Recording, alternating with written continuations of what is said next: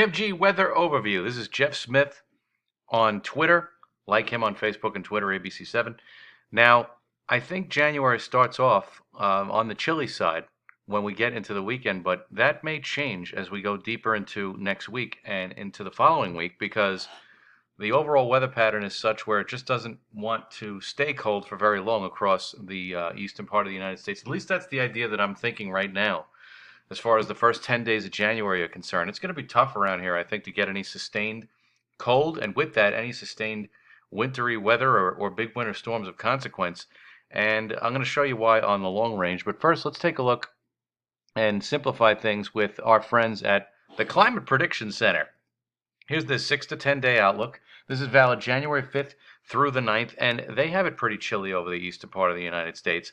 But then as we go into the 8 to 14 day, and we take a look at CPC, the Climate Prediction Center has it warm, or at least mild air, trying to push up from the south as we get from the 7th through the 13th of January. And that's due to the fact that the pattern looks very transient. It doesn't look like it's going to lock into place. It doesn't look like it's going to sustain itself. And one of the things that you look at as a trained meteorologist or a weather nerd like myself, being the weather nerd, not the meteorologist, but one of the things you look for is you actually look for it to be cold over Alaska.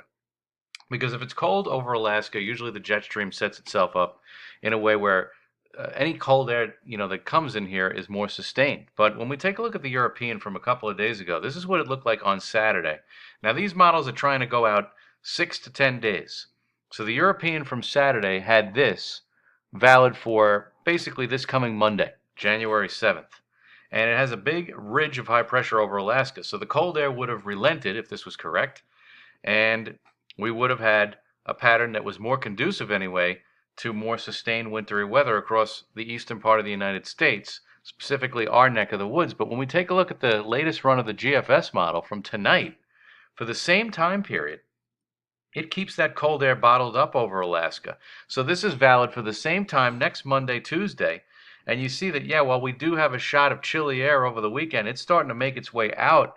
And there's really nothing that can sustain or prevent the cold air from just rushing out into northeast Canada and up towards the North Pole, back up towards the North Pole. And that kind of pattern configuration says to me that while we will have wintry weather around here, it looks as though, for the most part, at least through the first 10 days of the month, any cold air is short-lived, and any chances for storms would have to be just right, particularly in the northern areas, for any sustained winter storms. So to start the month of January and to start the next year, 2020, look for temperatures to be at or slightly above normal. For the most part, you're going to get those odd days here and there where it's chilly, but nothing too bad as we start out the new year and a new year of weather on the way.